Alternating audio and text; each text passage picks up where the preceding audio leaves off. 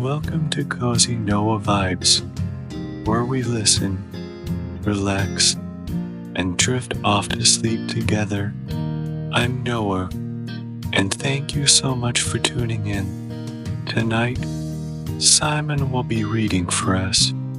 In the plains of Upper Bavaria, near the northern edge of the Alps, lies Munich, Germany's third largest city, known for its art, architecture, museums, lush green spaces, and ribbon-like rivers.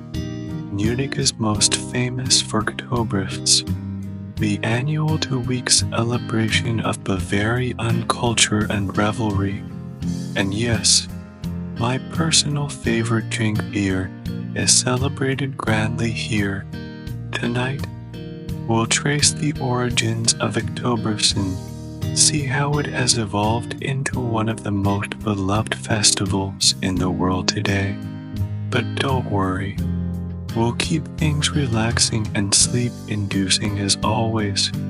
So friends, let's get cozy in bed and prepare to enjoy tonight's story and a good dream. I hope you had a wonderful day, feeling serene and peaceful. But even if today wasn't perfect, remember you can leave it all behind now. This is your time. So as you lie in bed ready to sleep, just remind yourself that you did your best today, and you deserve to relax and rest, just like everyone else. Now take a deep breath, feeling your chest and stomach rise. Then exhale very gently. With each breath, your muscles relax, and your worries and concerns begin to fade away. With every deep breath and in doubt, imagine any unwanted thoughts or tension rising to the surface with the movement of your chest and stomach. Then as you exhale, those unwanted thoughts or tension sink through your mattress, deep into the earth, being absorbed and removed from your body and mind. Gradually, breathing in and out, let go of anything you want to release, being absorbed by the earth's core. The earth gives us all life and deeply cares for each one of us. Tonight, it can help you relieve stress, tension, or any sense of responsibility. Now, I'll hand it over to Simon. We begin in Munich. Nestled along the banks of the Isar, a river in southern Germany, in the busiest corners of this vibrant city, you might find yourself surrounded by towering buildings vying with historic church spires and apartment blocks for a piece of the sky. Munich is a city of business and sports, brimming with the vitality of automotive and biotechnology industries.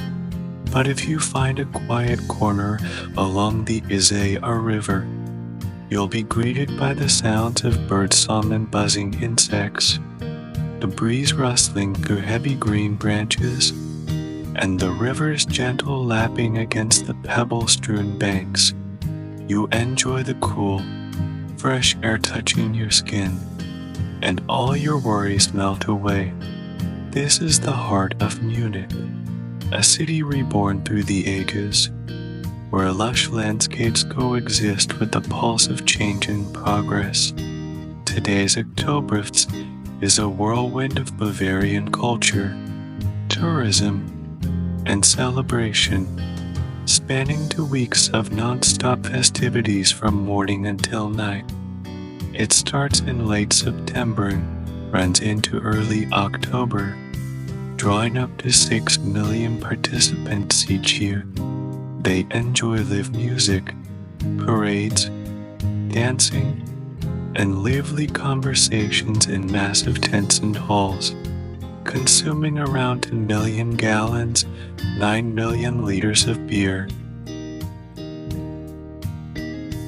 But this grand festival, now the largest folk festival in the world, has its roots in a royal wedding over 200 years ago.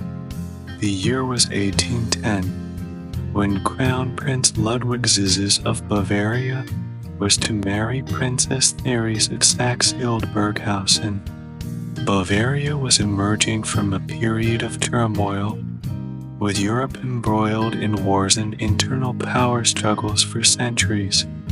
Boundaries were frequently redrawn, cities ravaged by marching armies, and alliances shifted through marriages and feuds among the elite.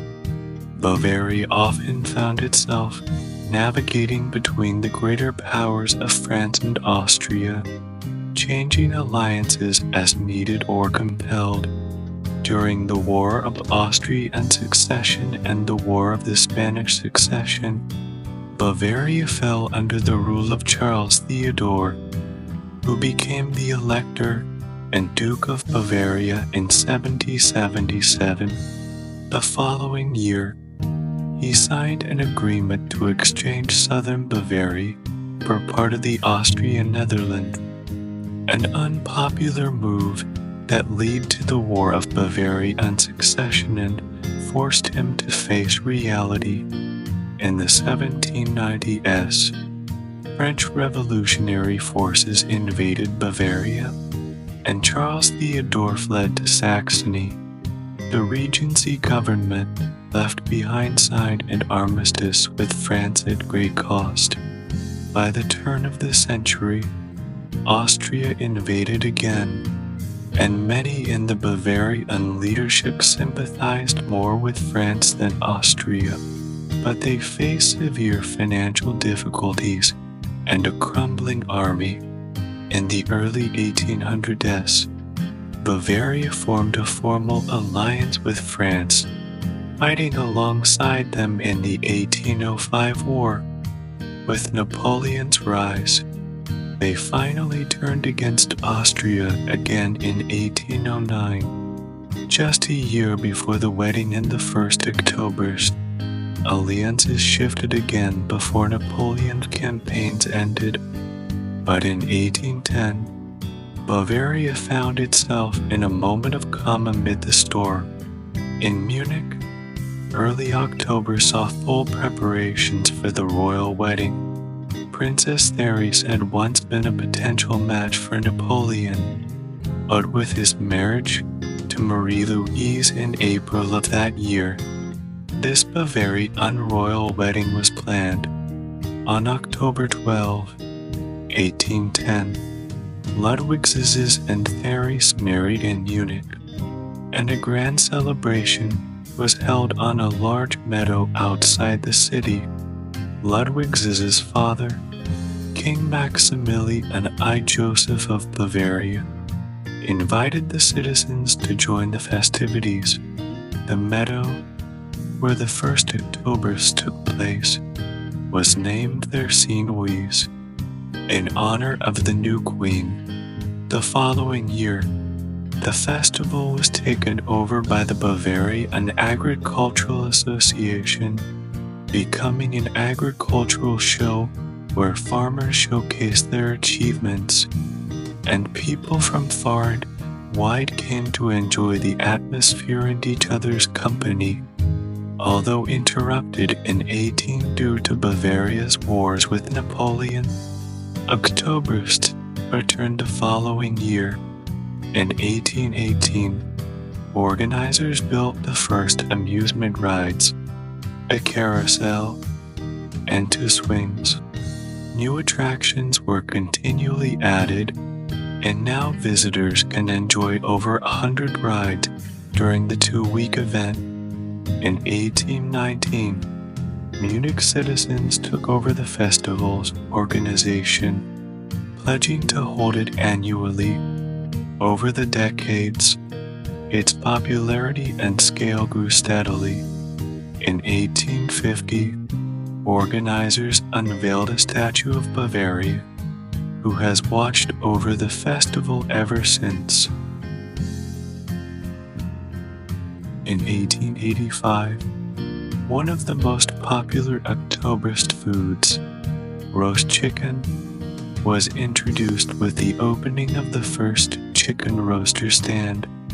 Over time, many classic German foods were added to the festival's menu.